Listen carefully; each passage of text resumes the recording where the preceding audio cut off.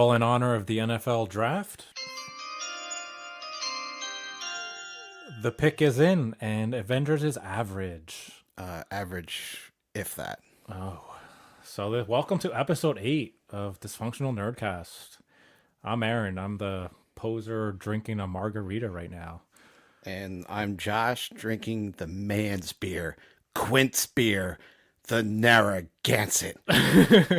You laugh, but this is made on honor and sold on merit, man. The man's beer. Nothing better. Get our plugs in now. So before we hit the movie review, free comic book day of course next week. So that's big for us nerds, right? It's a big day. Oh yeah, look forward to it every year. So I figure let's do our first giveaway. And I wasn't going to reveal what it was, but what the hell. So we're going to do Avengers 316. Nice. That's right. Avengers 316 says I just whooped your ass. But of course that issue is the first time Spider-Man joins the Avengers. So it's relevant to the movie.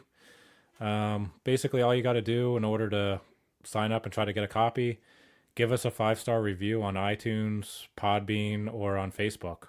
And basically we're going to put it in random.org. Whoever does the 5-star, we'll put your name in there. Whoever gets picked, that's who wins. Yeah. We'll hit you up. I guess in the next podcast, we'll announce who wins, and then just send us an email with your shipping address. We'll send it right out. So it's like a $25 book. It's a cool little giveaway. Yeah, absolutely. So 5-star rating and a review, and we'll pick one lucky winner. Yeah, for the first. So, hey, he joins. He says he's actually part of the Avengers in this movie. Yeah. So, it's perfect. Very lackadaisical. You're an Avenger now, kid. But, hey, take it So, as you can. yeah, part 1's going to be the Avengers review, and then we're going to do a little bit of Comic-Con review at the tail of half of this. And there's so much to talk about. We are going to do an episode 8.5. So, when you see this, be prepared to listen to back-to-back episodes. Yeah. Woo! You can't get the Ric Flair out of you. We saw him today. And Yeah, people are just going, no. woo, and now it's all into you. Yeah, it's in your blood. All right, so Avengers Infinity War. Ooh. What do you think? What's your general consensus or your general thoughts? General thoughts are, I think this movie got a lot of hype.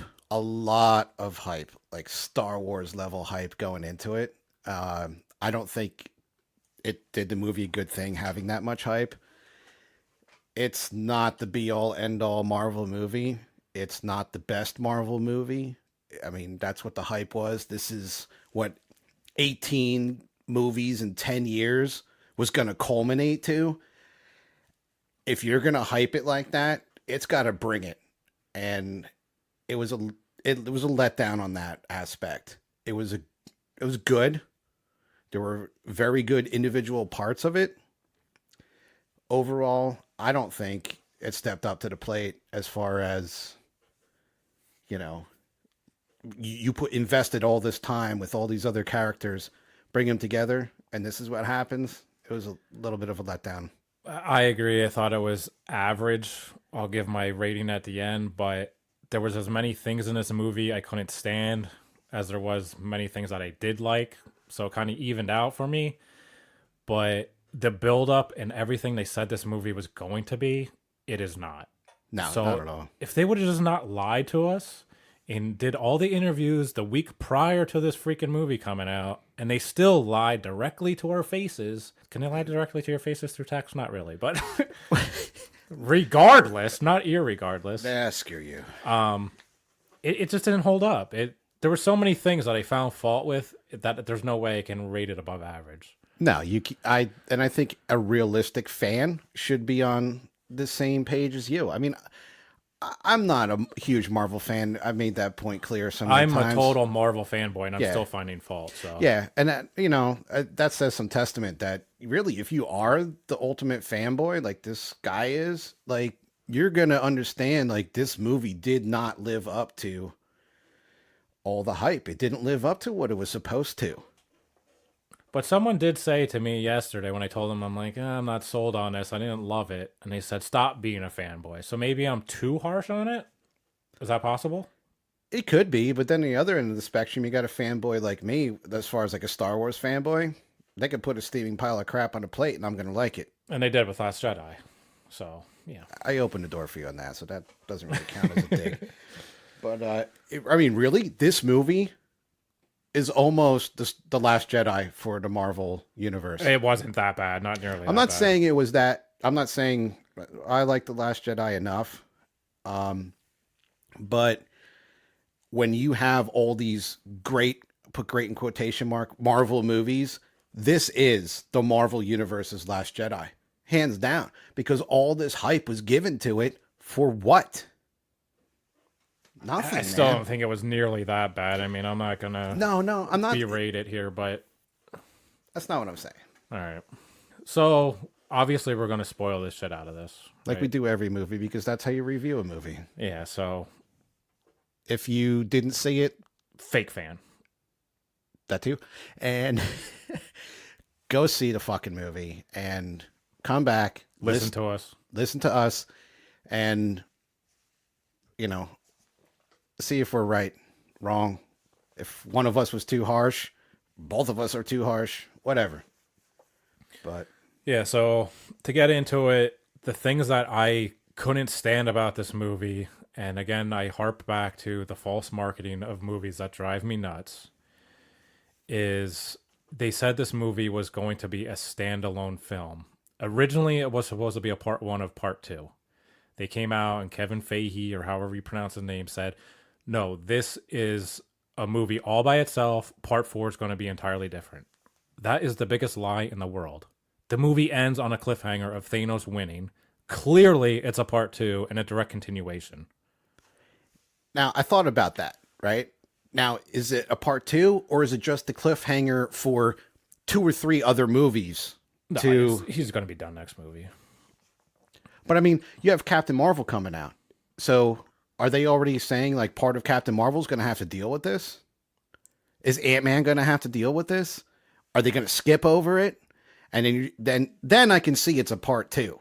But if they touch on it in the other movies and they kind of help solve some of this, I don't know if the next Avengers is a part two. It's just we shouldn't have fooled ourselves, because every movie that ends basically in a trilogy, and this is the Avengers trilogy, it's almost always like Twilight and freaking Well, Hunger I think Games. Civil War is the third They're Avengers like- movie. Part 3 and 4 are basically, it's like the end trilogy, and they always come out a year after one another. And Avengers I 4 see your comes point. out next year. Like, we should have known this. And I expected that. But then when you purposely come out and say, no, this is a standalone movie, you shifted my mindset on it. And then it just leaves me open for disappointment, because this movie resolved nothing.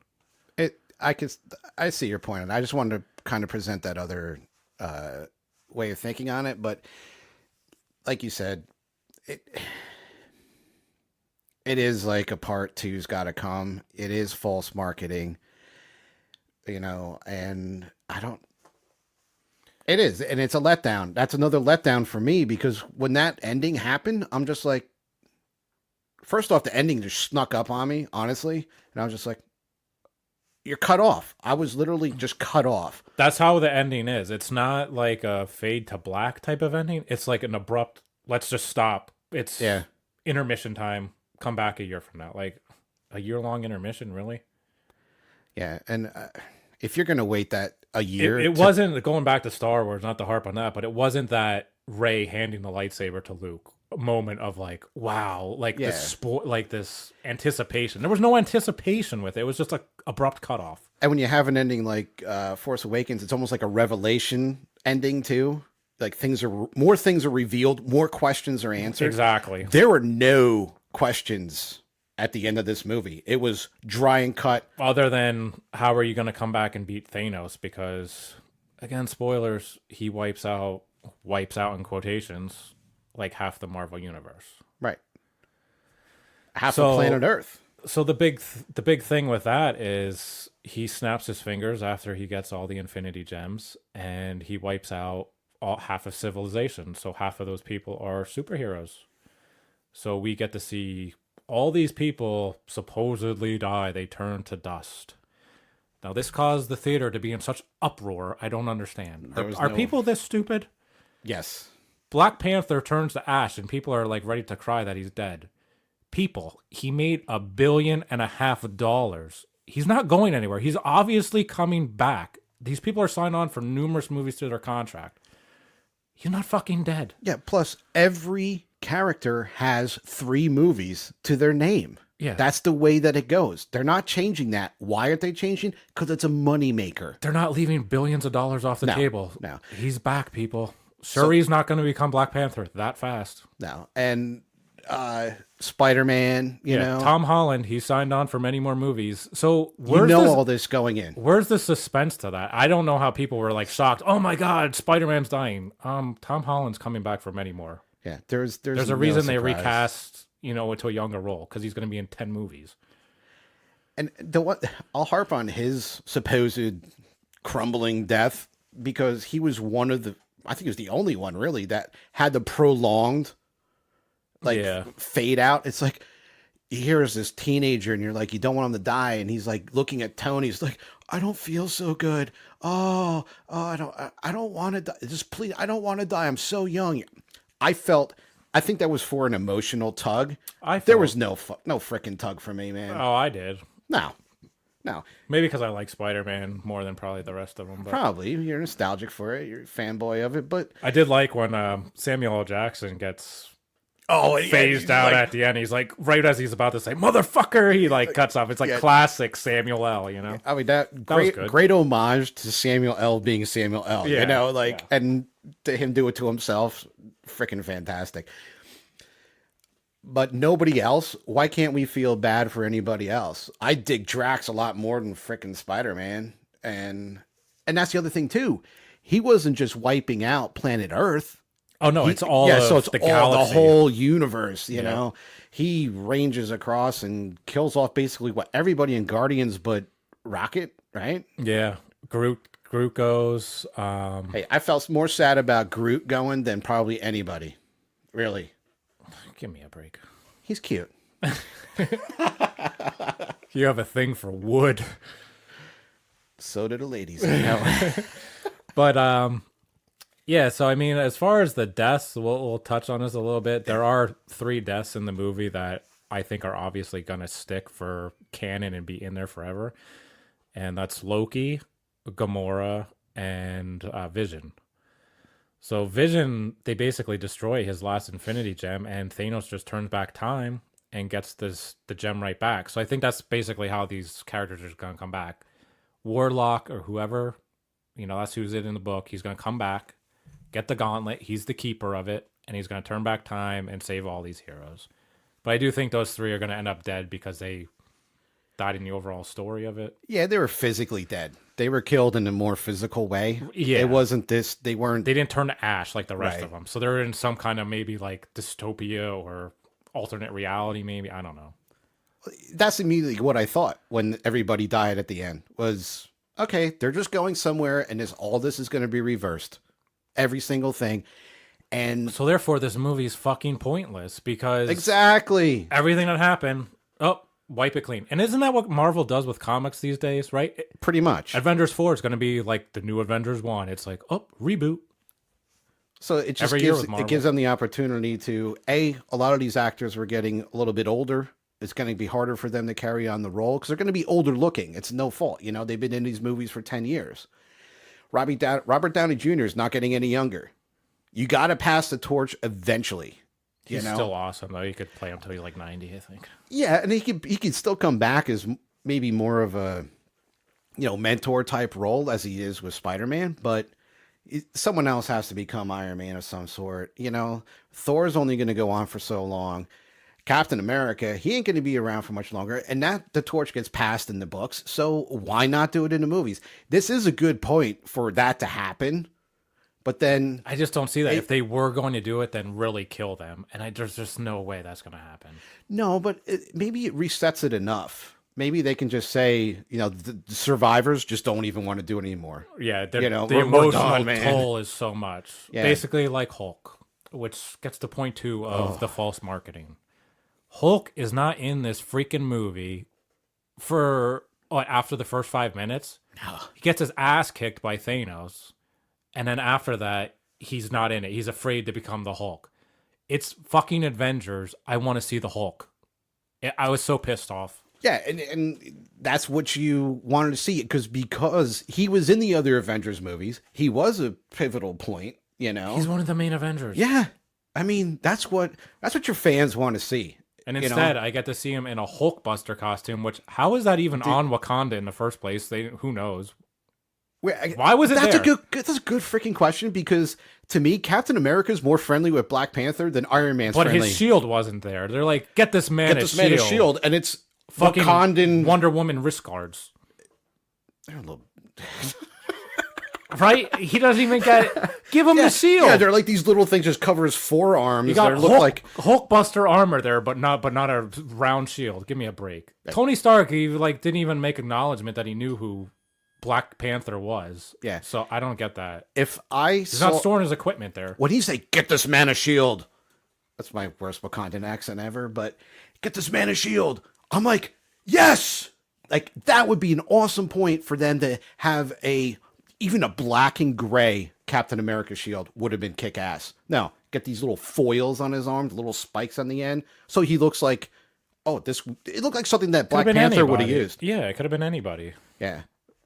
And then the commercial, I don't understand why in a commercial they show the Hulk running behind Black Panther through Wakanda like they're charging the lines.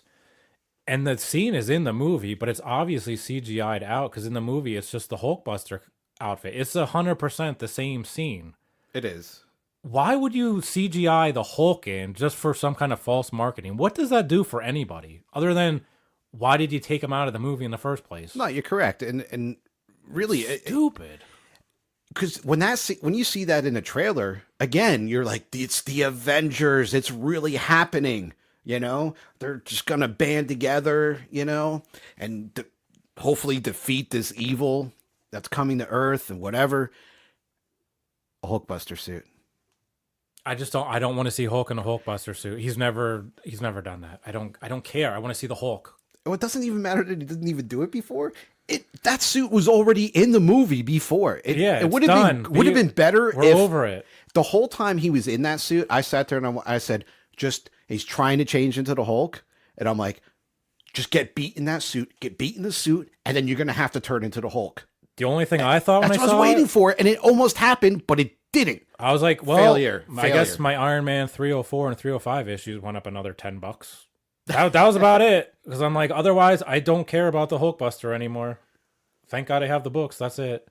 Yeah. So that leads us to point 3 of the false marketing. And we know how much you hate false marketing. The Russo brothers guaranteed us there would be like 30 superheroes on screen at once. I wanted to see the Avengers in full force, all of them lined up, ready to fight.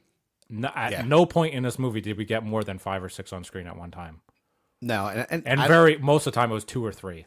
And I think that's probably because the story was so, like the whole story and the pacing for me just wasn't happening. And just having people here, people there, you had 3 or 4 different groups doing different things and spread out against this weird galaxy universe, whatever. Everybody's Guardians of the Galaxy is now crossing over to regular old Earth, and it's just too much. And maybe that's why they couldn't bring them all together, because they were so distant and not even physically, but the storyline didn't allow them to be together. I can understand that, but don't write it that way. Make it that they come together. I want to see the Avengers team up, which is what this movie was supposed to be.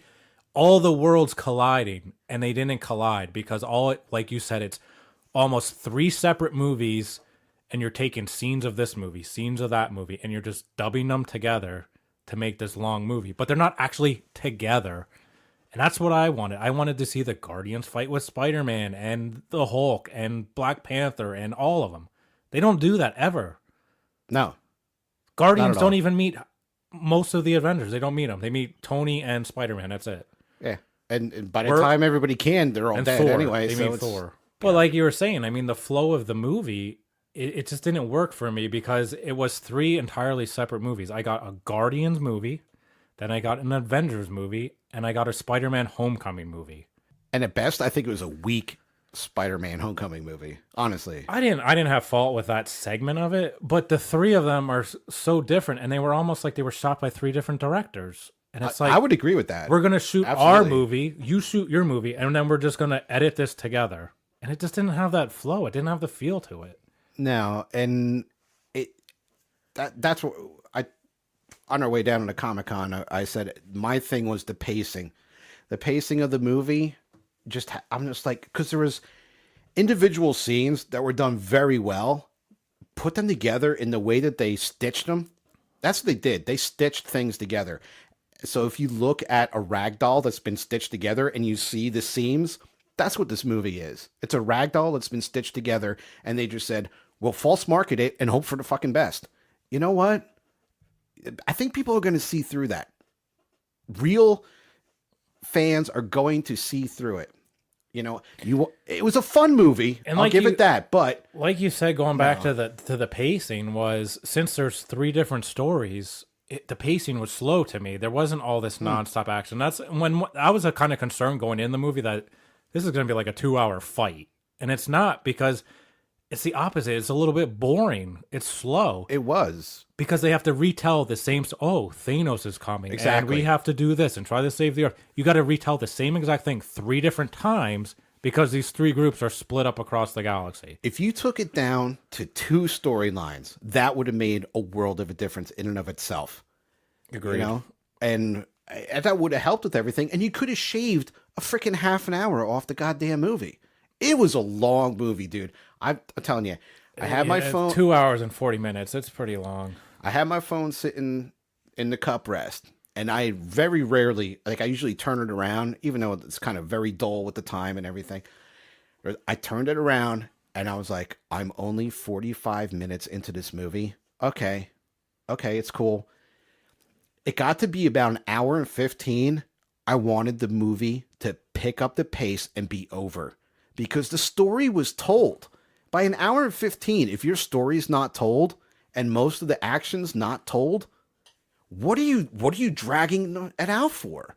And that's what happened to me. Like, personally, that's how I It was freaking just felt. like, I think it was just the fact that it's like, oh, Thanos has to go from planet to planet to planet. And like, we kind of understand that. Like, it's his quest to get these gems that they're located all over. We get it.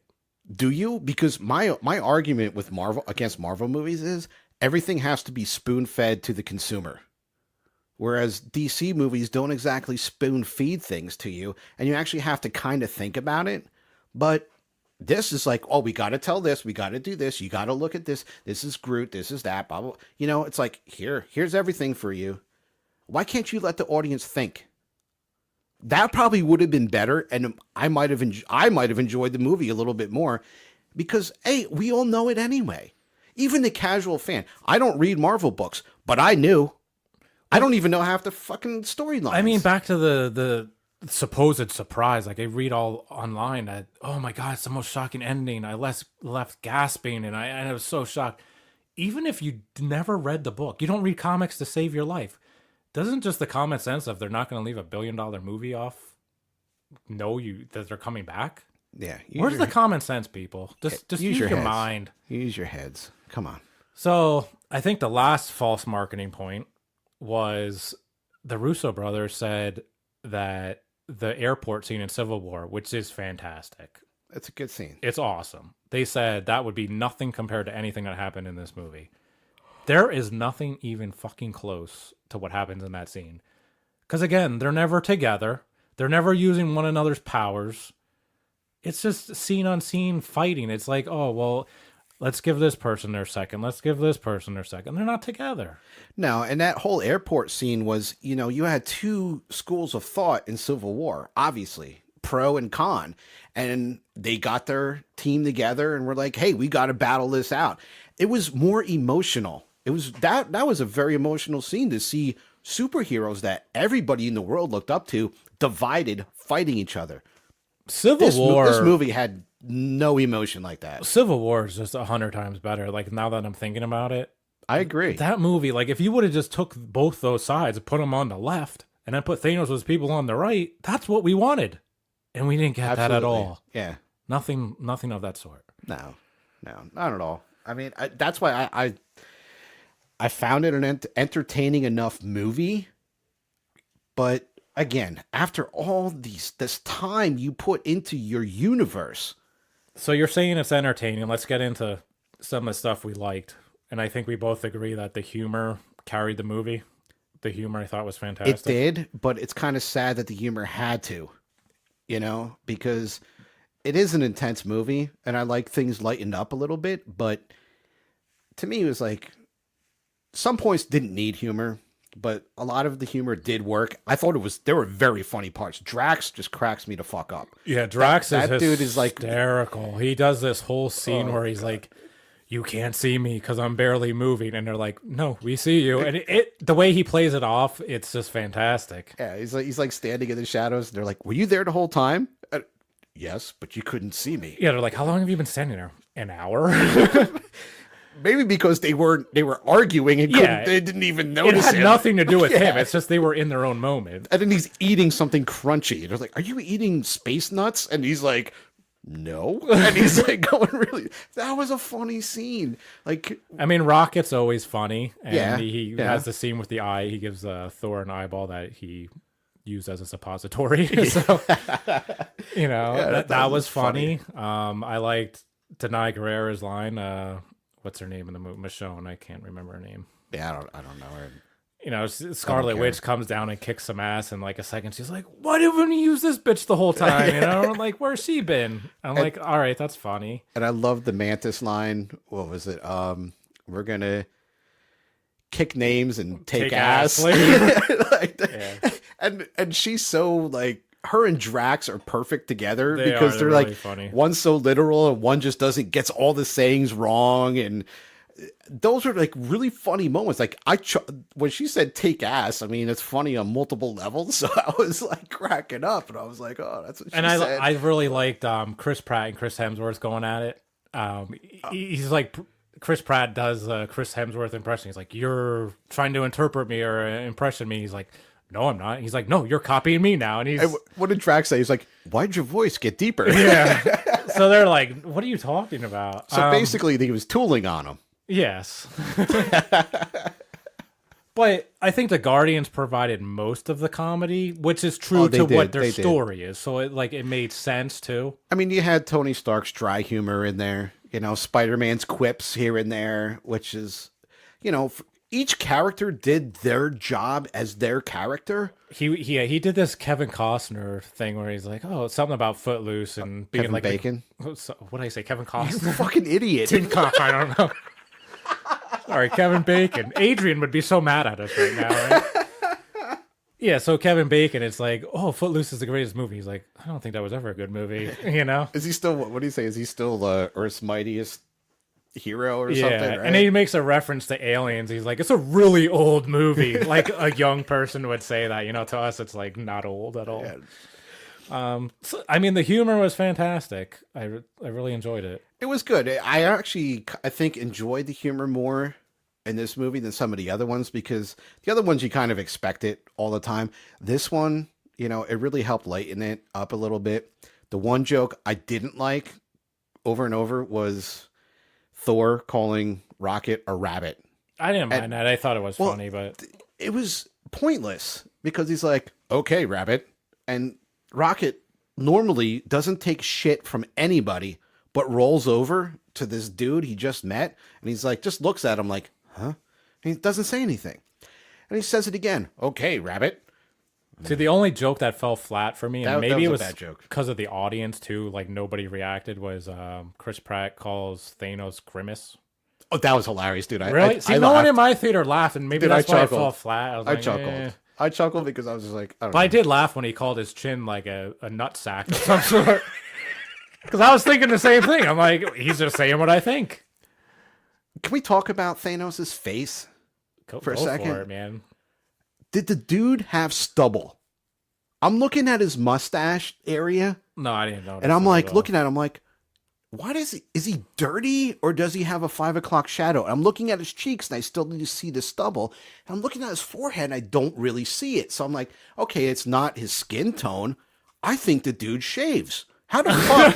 Who cares what he does? Why? Because people bitch about Superman's fucking CGI'd mustache. How does this dude shave? What does he use? The sun to shave his fucking mustache? I don't know. Every time his beard grows, he uses the Infinity Gem to rewind time back to where he had no growth.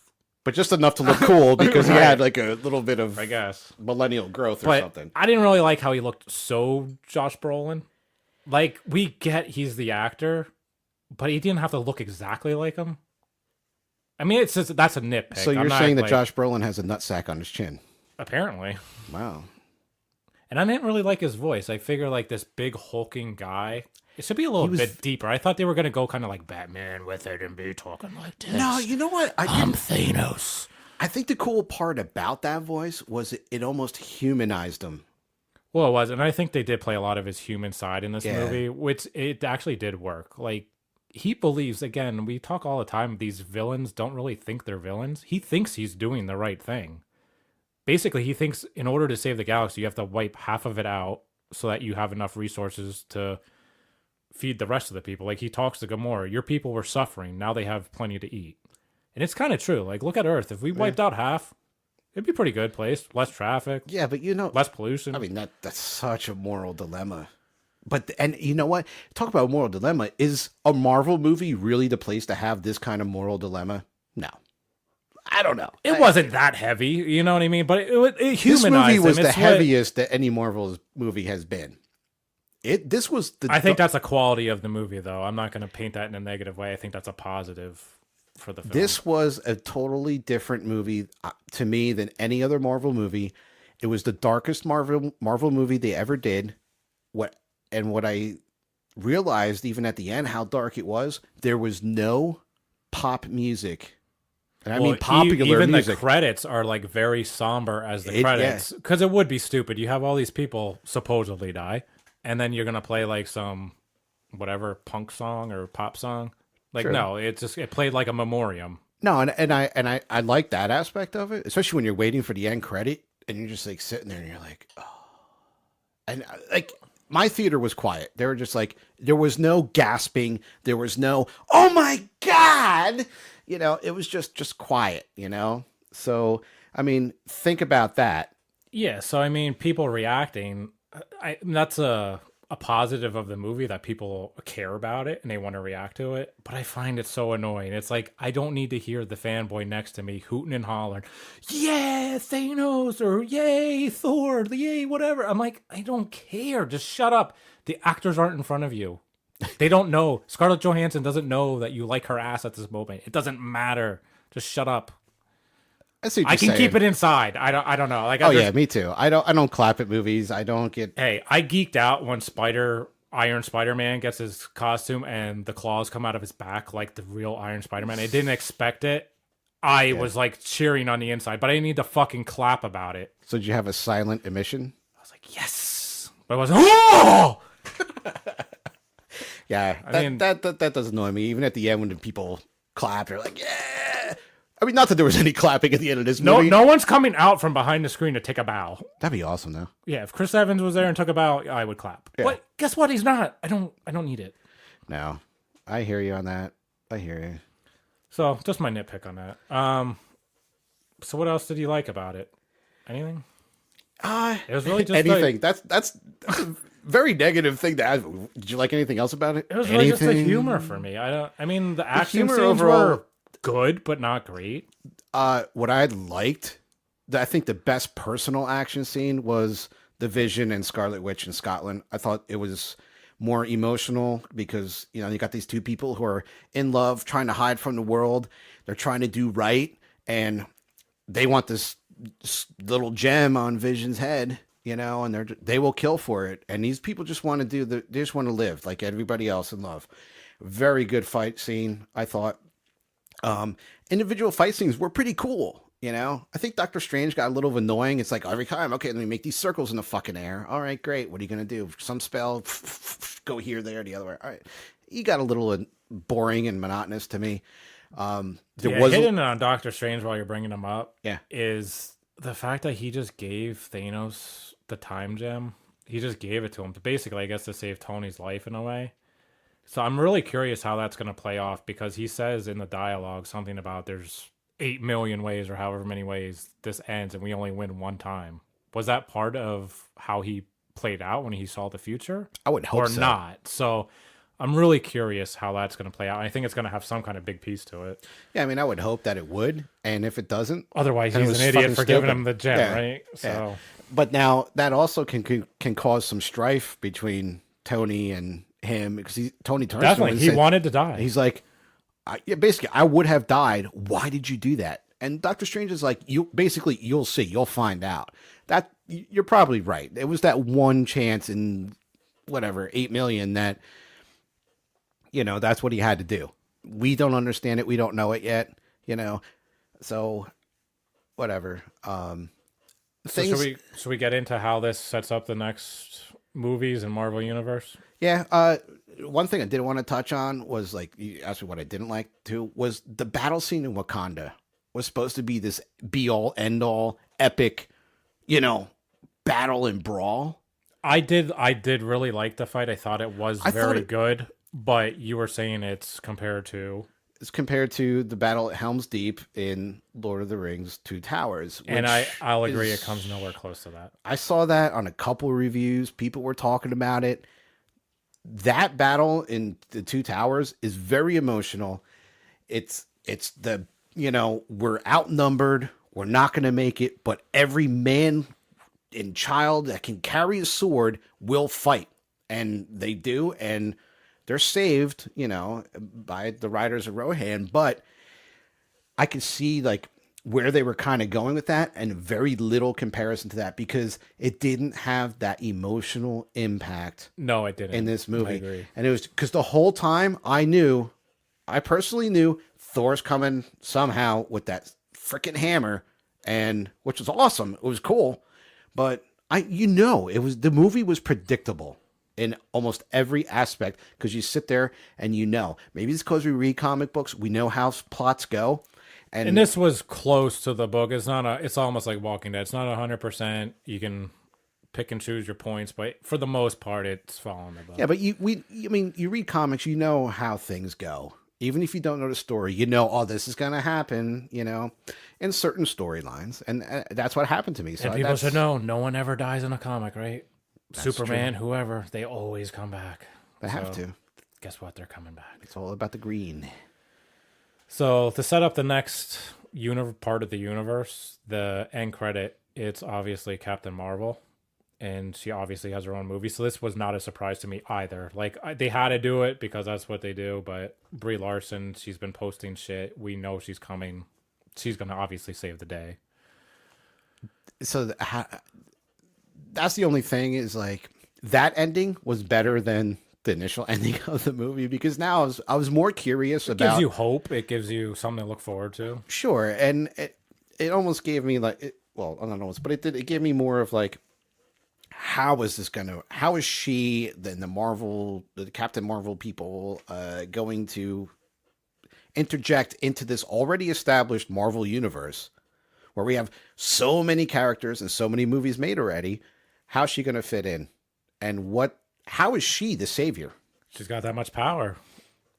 But basically, I think her movie is going to be an origin story. So she's going to come in with the origin movie and then kind of like... So hopefully she's gonna come. She's gonna get the beacon from Samuel L.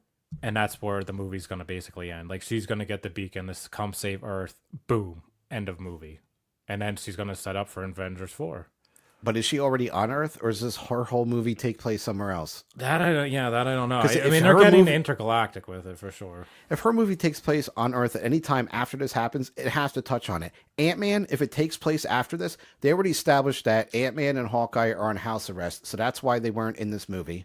And in the trailer of Ant-Man and Wasp, you see him putting on the bracelet on his ankle. Right. Showing he is on house arrest. So it's going to somehow tie in directly to this. But how's that movie going to play out? Like, you're going to have this heist movie basically in the middle of, half our world's over. Like, disregard that? Yeah, I don't know how the rest of it's going to play out. Yeah, and well, and I like how that kind of fits in with the trailer, him putting the bracelet or the anklet on, but Hawkeye was totally written off. Yeah, is he going to be in Avengers 4 or not? Is he I done? don't even know. I don't know. Is his contract He's done? just like Is he? retired.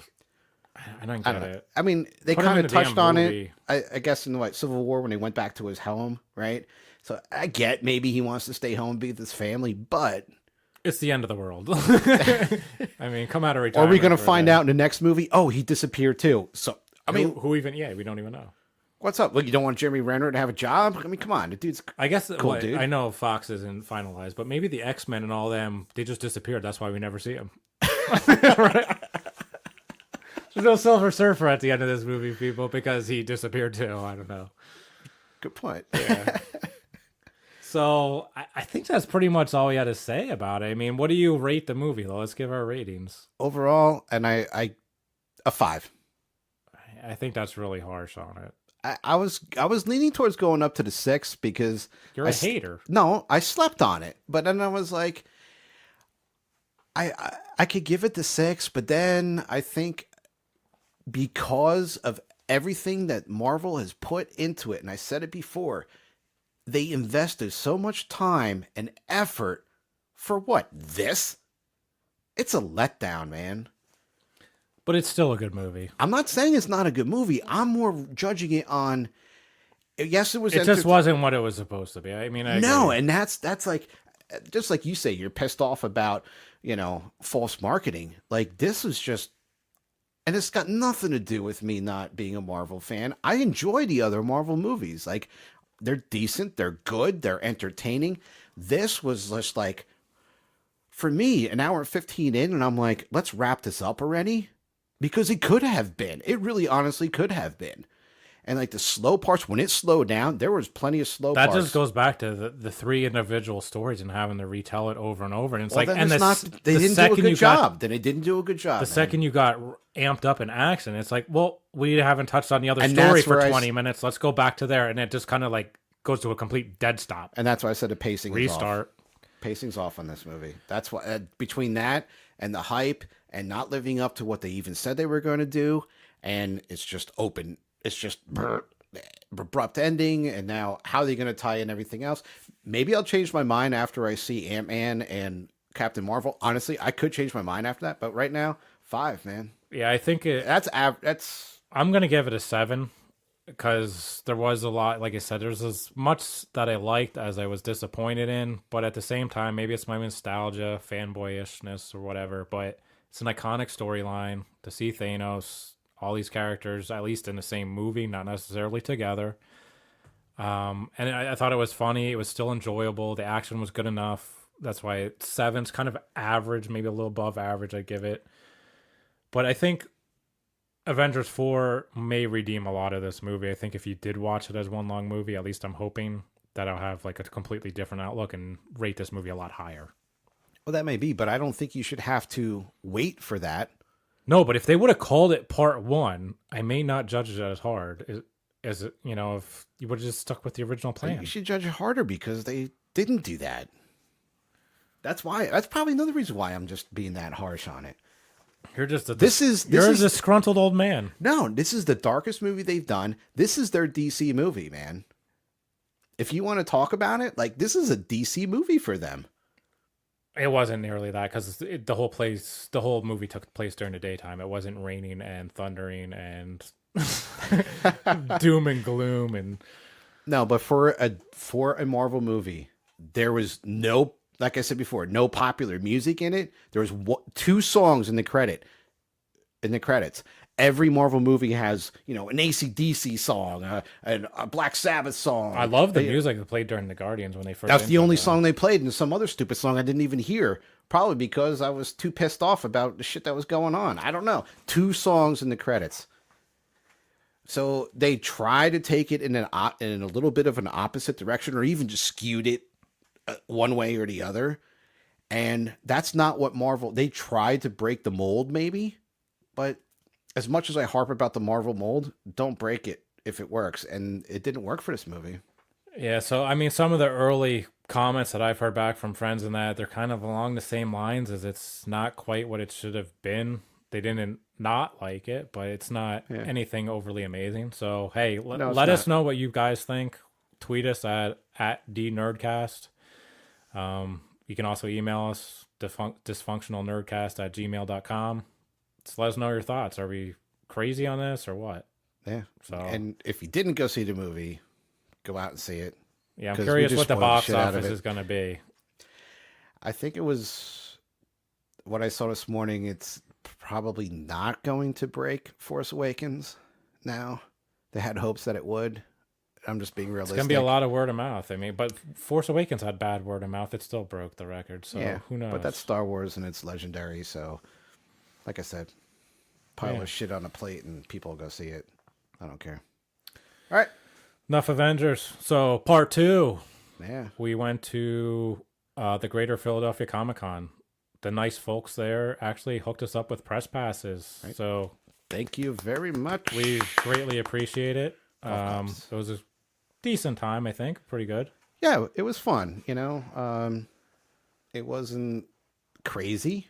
It was just It's a little bit smaller scale. It's not your Wizard World, but it's bigger than a local con for sure. They had a decent amount of celebrities there. yeah.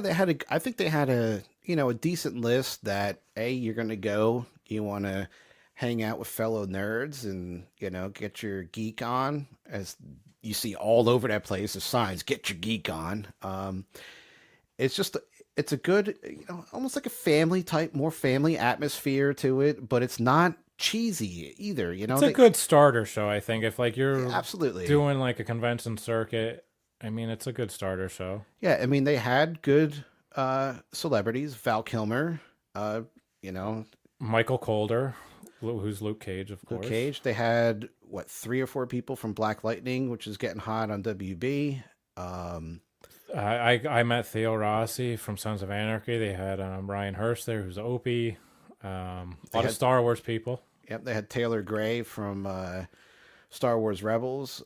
Really great dude. There was 3 people from Game of Thrones. We mentioned earlier, Ric Flair. Woo! There was Hacksaw Jim Duggan was there. Oh! Was that Lion-O or was that Hacksaw? I don't even know at this point. I think they wanted the same with the hair and whatever. Right. There's a lot of wrestlers there, but did you mention Michael Biehn?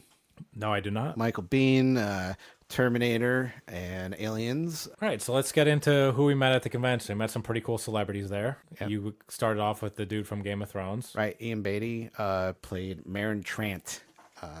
Pretty badass dude on the show. Meets an untimely death by the hands of a young assassin, and who was very open to talking about that scene, which was a pretty intense scene, and he shares some of the background behind the scenes parts of that. So here's that. You were on Aria's hit list.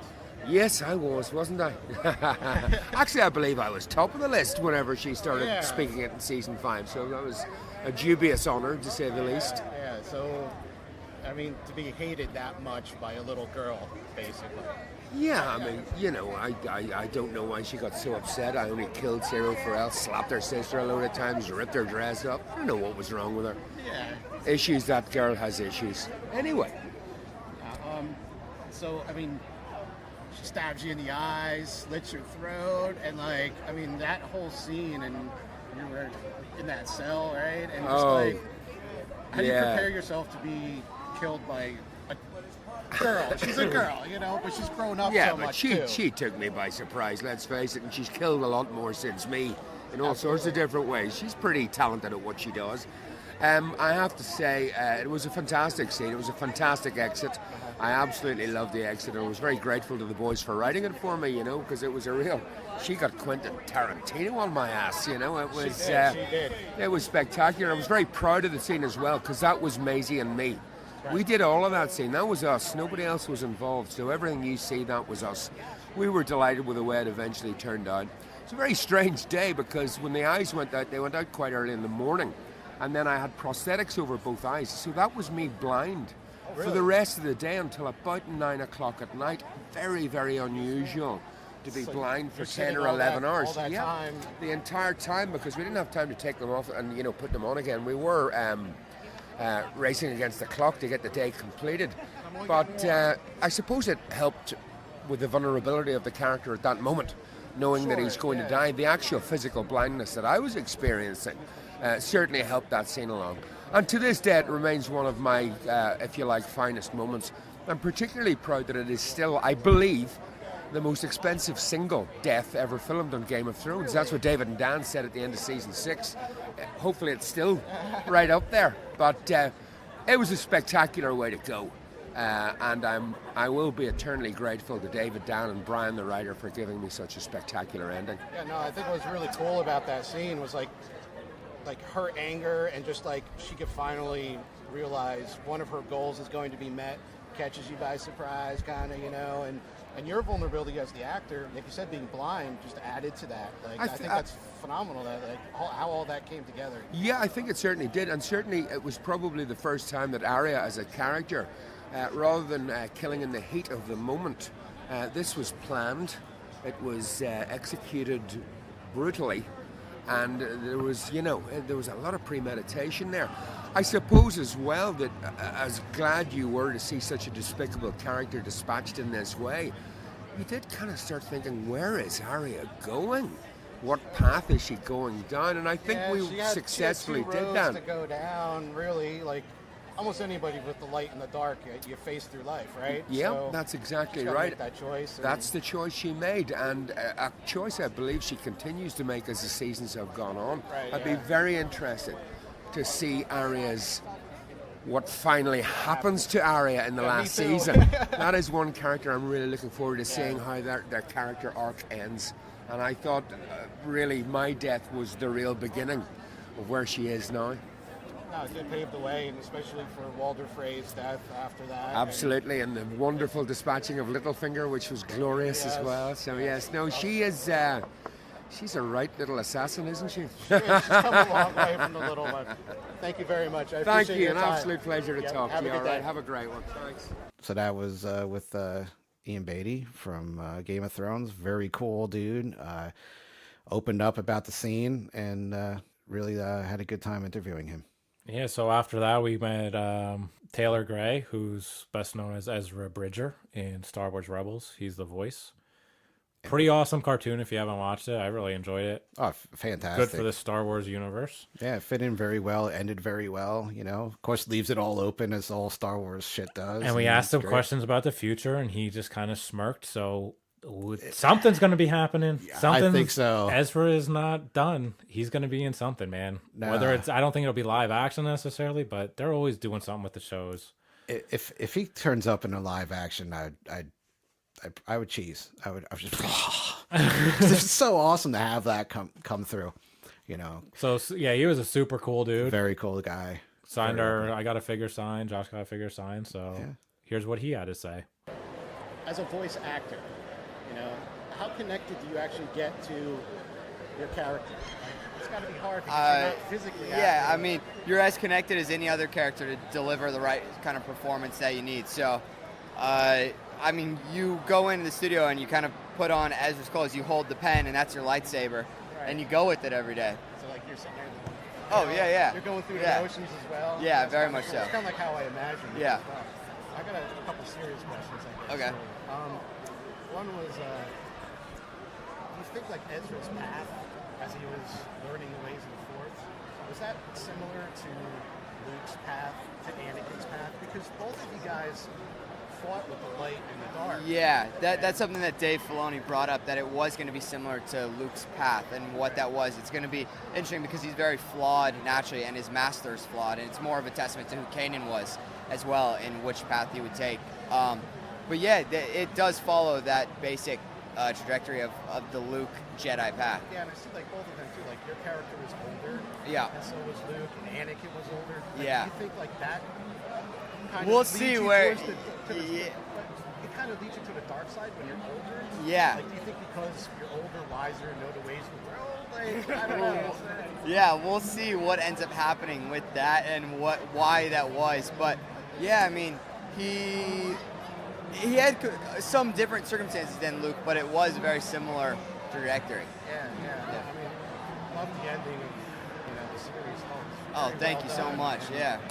leaves it open, of course. Oh, as yeah. it all does, Yeah. you know, but it hasn't tied it into, you know, Yeah. the original trilogy. Was Yeah. phenomenal and everything. Pretty cool. All right, thank you so much Awesome. for your time. You Appreciate got it. Have a Have a good one. So that was Taylor Gray from Star Wars Rebels. Great information there too, as well. And then third, we did Michael Biehn, Michael Biehn, Terminator, Aliens. Kyle Reese, Yeah. Hicks. Hicks. Dude, like, or Terminator and Aliens are like two of my favorite movies ever. I mean, he was like the iconic action hero of the 80s, man. Like, it's almost like Arnold, Sly, and like he's kind of just like that next level. He was so close to being. Yeah, and His characters are awesome in the movie too. Like, he plays that fucking badass. he does, and the roles that he played were so pivotal to other science fiction movies, I think, and that was kind of like his niche for that little bit. He's in the two of the most iconic science fiction movies ever. Yeah, and groundbreaking, really. I mean, Terminator. When I talked to him, he was like, nobody thought that this was going to be anything. They didn't know. The box office wasn't that great. And here, it spawned a sequel. How many years later? Almost like Alien spawned a sequel. How many years later? It was a long time between both of their sequels.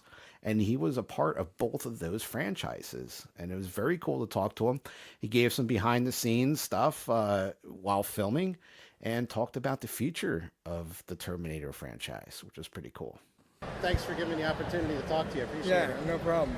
So, Aliens and Terminator, two great, iconic 80s sci-fi movies. Right. I think two of those really define sci-fi. And that, for that Well, generation, you know, when you think about the 80s, you think about really Spielberg and Cameron, you know, and Lucas also, I guess. But I was lucky enough to hook up with Jim when we did the Terminator. And, you know, at that time, it was just this little low-budget movie. Nobody expected it to be very good. Jim had never directed before. And Arnold, at that time, nobody thought he could act or even speak English very well, which he still can't, but he's an amazing man. And, you know, of course, they didn't have these Comic-Cons 35 years ago, but if somebody would have told me, you know, when I read that script that I'd be sitting in a Comic-Con 35 years later, you know, signing autographs because the movie was so good. I mean, I get children like, they're this kid like that, you know. It just goes down like a generation, like a classic. And I think that's what's so awesome, especially about Terminator. I mean, nobody ever saw anything like that. By the way, before. just so you know, your people know, Jim Cameron, you know, he's bought the rights back to the Terminator. So he owns the Terminator now. They're shooting a movie with Linda and Arnold right now. He's not directing, but he's overseeing and writing. And so from now on, you'll see the Terminator franchise go back to where 1 and 2 was. Yeah. And that, so, like, you mentioned, like, coming to these Comic-Cons and being amazed at, like, even, like, the little kids. Like, how does it feel to you to be in a movie of that much staying power? 'Cause you're right, every generation has seen that movie. Yeah. You know, and it's like Star Wars. Every person's seen it. Everybody knows Terminator. Yeah. And it's not just because of Arnold, it's because of all the characters in that movie. Yeah. Well, you know, I mean, I'm proud. I you know, it was a long time ago, and we worked hard on it. We had a great special effects guy named Stan Winston, and he went on to win 6 or 7 Academy Awards, along with when he did Aliens, and then he started working for Spielberg on the dinosaur movies, and we just, you know, it just really came together. And the thing that's interesting is at that time, nobody thought it was like any, you know, that movie at the box office was not even in the top 20 that year. But people, that was right at the time people started getting their VHSs and started watching movies on VHS, and that's where that movie took off. It really became VHS. more cult following afterwards. And Yes. then, you know, obviously the second movie coming out Yeah. 90s just because of that. Right. That's awesome. Appreciate all the insight in the movie and taking the time to talk about it. Sure. Thank you. All right, man. And that was Michael Bean. And thank him a lot for taking the time to discuss all that Yeah, with us. awesome, dude. Yeah, very cool, down to earth, mellow, And then I didn't get an interview with him, but I met Theo Rossi. I had him sign my Sons of Anarchy poster. Super cool dude. He just had a bit of a line, and he was going for a photo op, so like totally understand. But he was commenting on my poster. So people that are in the convention circuit, you know, I have pretty much the whole cast, but I don't have Charlie Hunnam. And he pointed out, he's like, "Oh, Charlie Hunnam, that's going to be an easy one for you." And I was like, "Why? He doesn't do any shows." And he said he's going to start doing the circuit. That's so awesome. if you're a Congoer, man, Charlie Hunnam's going to be on the way. I thought that was pretty cool info. I'm excited. That is really cool. That's really cool. I'm sure the girls are wetting their panties over that. Everyone loves Charlie Hunnam, so I think you're wetting yours right now. I am.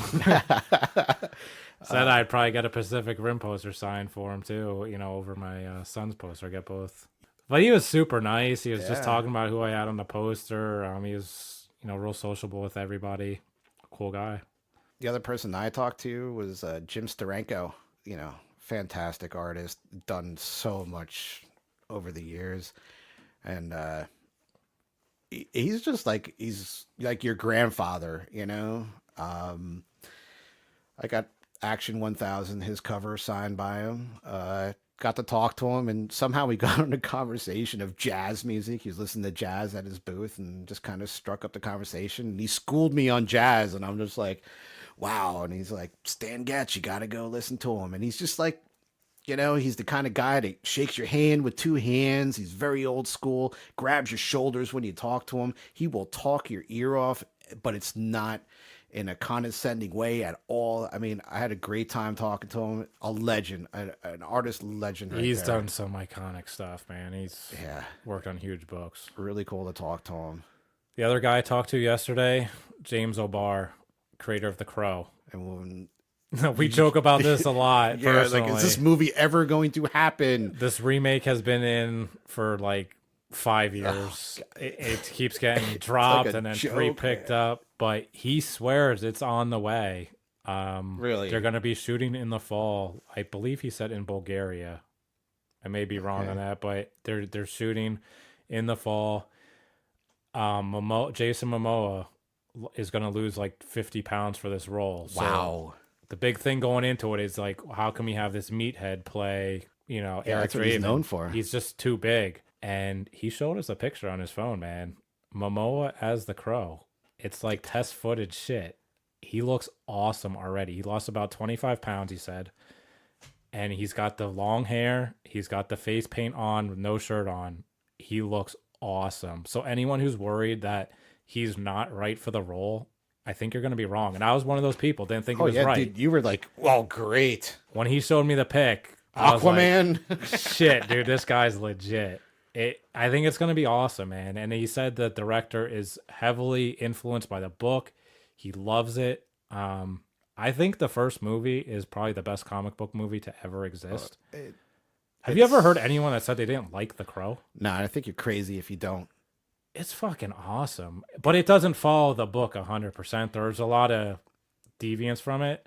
But he said this is going to follow the book like 100%. So this is... And the book is awesome. So I think it's going to be a fantastic movie. So the next Crow, when it comes out, we're going to say when it comes out based on this information. Yeah, okay? he's saying it's happening. This is the most positive I think the two of us have ever heard, because we've joked about this for years. This movie ain't ever going to get fucking made, ever. Yeah. And now, talking to James O'Barr yesterday, it's like, wow, this shit's really going to happen. It's he's like, all about it. I haven't even really soaked it in. I'm like, kind of like, yeah, okay, you know. But hey, you got a big name tied to it. Jason Momoa is pretty hot right now. I mean, one way. But, you know, it just sounds very positive, and that's some really good information, you know. And so is it more of a reboot, remake? I guess it's going to be basically a fresh start. I mean, it's not necessarily a remake because it's based off of the book, and it's going to be 100%. They're not trying to do Brandon Lee, you know? No, I don't think they would And do the he's- disservice. Yeah, I mean, how do you upstage? You can't upstage Brandon Lee. It's impossible. That movie just gives me chills when I watch that. So, dude. like, do their own thing. And Yeah, I that's think it's cool. going to turn out really well, man. I I really hope do. so. I got some high hopes for that. So, and he was a cool dude. He signed my book, gave us a lot of info, showed us the picture of the house that he actually lived in that he depicted out of the Crow book. It was just cool. He's a nice guy. So, Yeah. so I don't know where else you're going to get Crow information like that, dude. But Straight Momo from is his mouth. Momo is the real deal, man. Yeah, wow. You heard it on that's awesome. DNC. So that kind of wraps up the celebrity sightings that we did, I guess. And you know, we're both very thankful for everybody taking their time and talking to Yeah, us. really appreciate everyone giving us, the interviews. Highly appreciate it. And it's a good, comfortable place, I think, for people to, if you engage in cosplay, get your freak on there, man. We saw some crazy, crazy cosplay. I know we rip on cosplayers a lot because a lot of them are bad. Yeah, there was some bad cosplay there, but there was some phenomenal Dude, cosplay. these dudes dressed as Transformers were legit. Oh my god, blew Like, my mind. Their freaking costumes like electronically opened and moved, and I mean it was unreal. And they had like all the sound effects. Like that is what cosplay should be. Yeah, absolutely. If you can't live up to those standards, just don't do it. Yeah, it was fantastic. I mean, you had Optimus Prime, like the old school Optimus Prime, and like, his chest opened. He had the gun. He had everything. You would all of a sudden hear Transformers roll out. Yeah, I mean, it was awesome. great. He was good, man. He was really good. I mean, you were really impressed with the Ironhide, yeah, and he looked sweet. we got a couple pictures of that we're going to put up on Facebook for you. We did some live video from there too. So if you're not checking us out on Facebook, go to Facebook and Dysfunctional Nerdcast and check out some of the live videos we put up. But Yeah, I mean, overall, the shows run really well. It's in a nice location that it was a little full today, but it's nothing crazy. I mean, it's nothing like our Monster Mania review, that's for sure. yeah, But it wasn't too big a space where it feels dead either. I thought it was a nice flow to it. It's organized, all the, artist alleys in one area. The celebrities are all together in the back, kind of vendors in the middle. I thought it was well organized. There's vendors, food vendors and stuff off the one side. So that was easy. Yeah. But the thing that leaves desired is the vendors themselves. I agree with that. Man, we've harped on this a couple episodes back about like gutter guards and showers. I kid you not, there was a shower thing there. We took a picture of it. Bath fitter. That was what it was. We don't go to Comic Cons to see Harley Quinn sell bath fitter. I don't know. Like, can I get that CGC 9.8 and can you throw in the bath fitter with it? Or can I get like 100 off of that? I don't get it. Like, would you have been more interested get in the it. bath fitter if, I mean, the Harley Quinn cosplay for it was pretty good. Like, she looked good, but Yeah, could you at least put comic books in the shower for us to go look at? at least like reenact like a psycho scene or something? And I don't know. And then the ridiculousness of this marshmallow stand. Dude, you told me, and I'm like, I can't believe this. Yeah, so I went Friday, and I kind of had to warn Josh because he went with me today, Saturday, and I had to warn him about some of this stuff. Marshmallows. I don't get it. So booths there are $575 for a weekend. How many marshmallows do you think it takes to sell to make $600? Well, Plus, these- make money to make it your time. Plus, whatever the marshmallows cost, whatever your inventory is. Well, really, when What do you you gotta think sell? about it, 3,000 marshmallows? I don't even know. dude, these are gourmet marshmallows. That makes the world a difference. Yeah, I mean, we're not talking like your average, campfire type mushrooms. What are you talking? You've been on mushrooms, I think. Marshmallows. Like, if you see the video, tea berry mushrooms. Mushrooms? You said mushrooms, Mushrooms again. Oh again. my I got god! mushrooms on my mind. Whatever. I'm a moron. Anyway, like marshmallows. That's how ridiculous it is. I don't get it. Like, there was literally 5 comic booths there. Literally. Yeah. Out of, I don't know, 50? How many books did you buy? The first day I went, I bought 9. Now, I'm usually a person that will buy, like, I'll dig through dollar bins and I'll buy like 200 books. I found 9. Now, today I found some stuff that was hidden because they were like basically under like junk piles I didn't get that. of toys and stuff. So I bought maybe 20 today, and we'll get into that a little bit. But Yeah. there's not much to find. It's like, how many times can I just walk past a booth of Pops? Like, Pops are cool. I'm into them. I got suckered in. But do I need 10 booths selling the same exact Pops over and over and over again? I can walk 5 foot to the next booth. And what kind of killed me about that was each one even had a different price, you know? So I mean, of course, that's going to be the thing. And then people are probably saying, well, if you different have deals too. if you have books, they're just going to be the same books over and over. But they're really not. They're always different books. They It's are. never the same stuff. But like Pops is like, argument's sake, $5 a piece, 4 for 12, whatever. You know what I'm saying? Like, just make some ridiculous deal. But the next person might not. You only give you one free or whatever. This one you get two. You get the. It's like, oh my God. And people are just going to whatever they need and just buying right there. They're not even comparison shopping. There was Legos, little Lego minifigures. They are cool. Like, I'm not into it. I collected to buy it. You bought some, but they are awesome. However the guy makes the shit's unreal. Yeah, I don't know how they do it. I got to look into it because it'd probably be cheaper for me to build them myself. But, one was $5 a piece, 6 for 20. Okay. Another one was $5 a piece, 5 for 20. Where am I going to go? Yeah. Well, I mean, that's And to they're be the same expected, thing because but they're buying from the same Chinese manufacturer and putting them together. I don't have a problem with that, but it's just the fact of, like, you go to a comic book show and there's the sword booth, then there's the marshmallow booth, and then there's a booth selling like leather bags, and then there's a booth selling nothing but decals. It's just like, I don't get it. Yeah, What am I supposed to buy there? Like, I don't mind if something is comic book related. yeah, the toys, it's fine. You want to Toys sell are comic fine. book T-shirts, fine. What do leather bags have to do Yeah, with leather comic bags, books? It's not even like a leather bag with a Wonder Woman insignia. No. No, it's just a leather bag.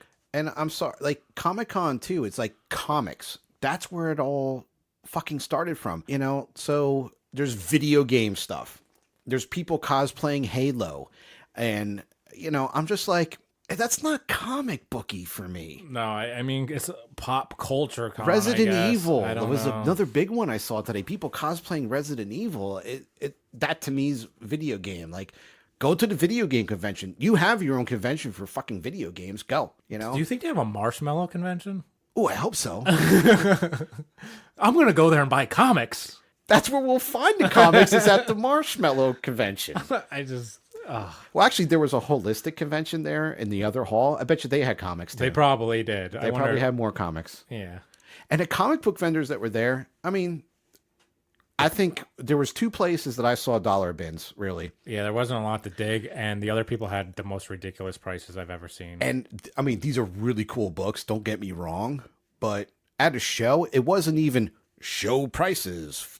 No, 30% off. I saw a lot of crap books for really expensive, like 50-cent dollar bin books, and I'm seeing them $5, $6, $10. You're crazy. You're crazy. No You one's had paying both. this. You had both there that were either way overpriced, like Aaron just said, or even they're books that you really would pay the money for. But when you're at a show, where's all the 50% off, the 40% off? That's where you're gonna get these discounts at the show, which we all know that's what the price you want anyway. So that's why you knock it down. But it was disappointing on the comic end because every booth, that one section in the front where you found your good deal on those Yeah, books. I was going to get into the good deal, good finds. But that whole section was all like, there are people making ties. There's like ties of like Harry Potter ties. And there was a popcorn booth there, too. Yeah, I don't go there for kettle corn. Popcorn. I don't want that, no. And there's nothing like, let me munch on popcorn and then go look at a $100 book and get my greasy fingers all over it. I'm sorry. If you're doing that, don't even collect comics. And if you did and you ruined your book, good know, for you. You know people are doing that. Well, good, fuck you. And then people are probably mad that their books are getting ruined. Oh, well, the vendors are, absolutely. Yeah, that's what I'm saying. The I see what vendors, you're saying. Yeah, but because imagine- people are just like flipping through, like nonchalant. They don't even really know, but it's like, yeah, I'll just look. It's something to do. But I love the people that are going, flipping through books. They get the grease all over their fingers. They're going home not washing their freaking hands either. They pull this, $50 book out, and they're like, they got fingerprints all over it. They're like, oh, this is so awesome. And then you and I are going to look at the book and be like, well, it's junk. What's with all the fingerprints on it? So to go into my good finds, Well, yesterday I pulled a book out of a dollar bin. It was only like a $15 book, but the guy was like, I can't believe that's in that bin. I'm like, I don't know what to tell you, dude. It was in there. And he's like, oh, whatever, a dollar. I'm like, yeah, that's what was in the dollar bin. Not my fault. Don't be angry about it. Like, go through your stuff fault. and know what you're finding. But today, I was actually a little disgruntled yesterday because I only got those 9 books. You were angry, man. You texted me yesterday and you were like, this is garbage. But I think it was a little bit different. You know, we get a crowd there. It's more fun. It's Yeah, you know, today it things like was that. it was a lot better. I mean, and then I found these Avengers books under this dude's toy thing. He had like great one find. box of comics, man. And I was like, hey, how much for these? And he's like, well, I got to kind of price them. They're not really priced. I'm like, well, give me a general price. I'll buy them. He's like, I don't know, $5 each. I'm like, how about 5 for 20? All right, whatever. I'll do it. Well, then I pulled out like, what, a $60 Avengers book. And then the rest were all like $30 a piece. I took it and he was like, man, like I really fucked that deal up. But he honored it. He gave me the 5 for 20 and that was a steal. And then this other dude, I went through his $5 boxes. He had a lot of good stuff, but it was really beat. And then I did find some stuff that I got. I got a Tomb Raider book that was like $60 I pulled for $5. So I got a couple like $10, $20 books from him for $5. That was about it. I bought a couple exclusives, but I mean, it's kind of like the least amount of comics I've ever bought at a show. I might have bought like 30 books. I think I bought about the same. I got the, what was it, 25 for 20 Yeah. instead of $1 a piece. So you basically got 5 free. I loaded up on some Dark Horse Star Wars that I needed and went to this other guy. He has some other. I basically bought Star Wars Dark Horse. That's it. If Like, that's it's if good. that's all I'm buying though, that's Yeah. not a good selection to go through. Yeah, I mean, they're not worth a lot. It's stuff that I want for my personal runs, personal collection. I'm a Star Wars freak, so you know I'm gonna buy them. But that's all that was there. Nothing else there was like, for me, was worthwhile. That says It was lot. just That a says weird lot. show because everything was like you said, the dollar bins weren't dollar bins. They were like $5 and $10 bins. And I don't mind paying that price if I'm pulling books like Right. Avengers. And I'm not even expecting that. Like, I don't expect people to give me stuff. No, But I'm not going to pay $5 for a dollar book. I'll pay $5 for a $10 book. right. You know, like they got to move this stuff. I'm not going to pay market value or else I'll just stay at home and buy it on eBay. Right, and most vendors know that. But it's like I get frustrated with shows because like you'll dig through dollar bins and yes, you find gold in there sometimes, but a lot of it's junk too. But it's like it's either that or CGC 9.8. And I asked the guy, he had a really nice Alias #1 for 200. It's reasonably priced. I just didn't feel like dropping that today. But I'm like, where are the books that you can buy for 10 and 20? It just seems like nobody has those type of books. Give me some decent books, $30. There's nothing out there. No, It's a weird market for that, man. and that was kind of the problem when I went to the local Schnecksville one. Was the same thing. Yeah, it's you like, know? do you want to drop a dollar or $100? There's no middle ground. No, like I would love to go and get some decent $10 and $20, you know, Superman's pal Jimmy Olsen, but either they're in such shit condition they're not worth the $10. But hey, it's old. It must be worth something. Attitude, you know. And Or it's 9.8 and you need to take a loan out on it. yeah, It's like, exactly. what are you gonna do? But I mean, overall, I think it was a pretty positive experience today. No, I really enjoyed it. I mean, I thought the promoters, like I said, did a fantastic job. they really did. It was very smooth running. Organized. Very the people organized. knew where to hold lines. They checked your bags quick. It was safe. You knew where to line up at. There was no question about any of that. I got our passes relatively easy. People knew right where to tell you to go. It was simple. And the I mean, they can't control the vendors. They can't control what they stock, so it's not their fault. crowd was cool. I think like there's no real asshole that stuck out to me today. That would be like, what a jerk, you know, stepping on your feet or anything. I think that's, you know. No, people were super nice. Yeah, they were. So we handed out our cards. If No, anyone's whoa, listening, whoa. What? You didn't hand out cards. I handed out cards. I made Josh This do the this dirty guy work. stands in line because he's anti-fucking social. I had to be the placeholder. Come on. I got us the badges. You had to do the dirty work. We probably could just walk the fuck in. I don't know about that. These seem more organized than that. Whatever. So But I give it up to Josh. He was very good today. I gave him a high five. I don't know. So when he bitches that I never compliment him, he did very well today. All right. So this is the second compliment you've given me on There the you go. podcast. Yeah, see, I'll and take it. I'll it's- take it. It's in history. It's on recording. You Wow. can't take it back. I'm gonna cry. It actually was kind of fun. Or not kind of. It was fun to walk. For me, I love talking to people, and I love just blabbing. I talk a lot, and just going through the crowd and walking right down the line. Hey, me and my buddy do a podcast from the Lehigh Valley. New episode coming out on Monday. And people heard of it. I was shocked. Yeah, we walked up. And it was like, I think I've heard of your podcast. I know Dysfunctional Nerdcast. Yeah, I know. Yeah. So if you're one of those people, hit us up through the email, Absolutely. dysfunctionalnerdcast@gmail.com, or tweet us at the Nerdcast. Give your 5-star review and stuff. You might win a comic book. Yeah, get the Avengers 316. Wow. Hit us up on Facebook, like us. Just let us know what you thought about the show. Hey, our tastes aren't the same as what you might be into. Maybe you're just a cosplayer only. You might enjoy it a lot more. That's perfectly fine. But let us know. Yeah. Let us know what you think. And if you are a cosplayer and we just kind of ripped on you or whatever, let us know. Rip on us. Rip on us. We're comic book nerds. So just as, this guy actually threw something positive in my direction, thanks for doing the t-shirts, man. Oh, cool. This guy came through with the t-shirts and a little trial and error doing them, but you know what? People noticed it, and so thanks, dude. Looked really good between the cards, the t-shirts. Hopefully we reached out to you guys. Yeah, so hit us up. We'd just like to know who you are. Again, give us a chance. Listen to a few episodes. Let us know what you think. We're just here to have fun. It's like, don't take anything too serious. Because we don't. Yeah, It's all in fun. And you can reach us again at Gmail, dysfunctionalnerdcast@gmail.com. We're on Twitter @DNerdcast. We're on the mighty old Facebook, Dysfunctional Nerdcast. So you can reach us those 3 different ways. Direct message us on and we're on Twitter, every podcast directory. You name it, we're on it. everyone, and we're still On waiting. YouTube, too. Yeah, on YouTube. We're still waiting on Spotify. Hopefully that comes through in about a week or 2. Once that is up and running, we'll let you know on the next podcast if it is or not. But so positive. So Obviously, if you're listening to this, keeping posted for 8.5. We're going to continue, but Yeah. we're just going to load it a couple days. So until next time, don't get your hopes up, because they'll just be taken away with a snap of a finger.